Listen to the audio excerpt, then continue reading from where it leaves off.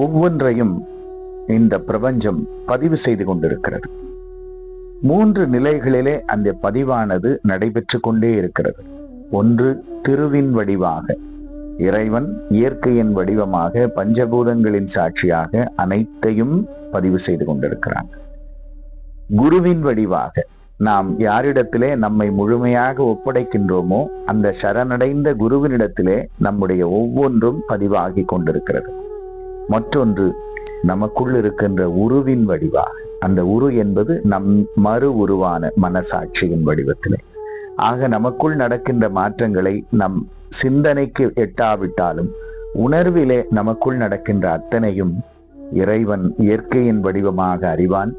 நம் குருநாதன் உணர்வின் வடிவமாக அறிவான்.